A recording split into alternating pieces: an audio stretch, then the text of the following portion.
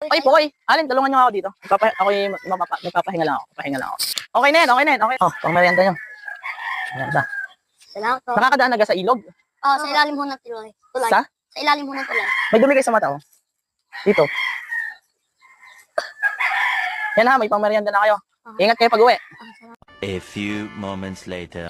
Napanood mo na ba? Sikat na tayo sa Facebook. Ano? Talaga?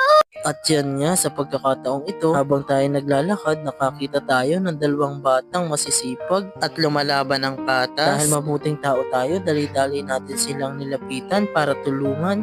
At nahiya naman dito yung isang bata. At pagkatapos, dali-dali tayong bumunot sa bulsa at tiningnan kung magkanong pera natin na pwede nating itulong sa kanila.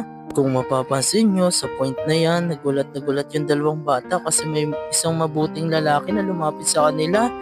At pagkatapos, inabutan ko agad sila ng kanilang pangkain. Pagkatapos, tinanong ko kung saan sila nakatira. At nagulat ako sa sagot nila sa akin. Sa ilalim ho ng tulay. Sa? Sa ilalim ho ng tulay. At nagulat ako sa susunod na pangyayari kasi bigla silang naiyak kasi daw ngayon lang daw sila nakatanggap ng ganitong halaga at may pangkain na daw ang kanilang pamilya. Kung nagustuhan nyo ang video ito, supportahan nyo lang para marami pa tayong matulungan. Maraming salamat.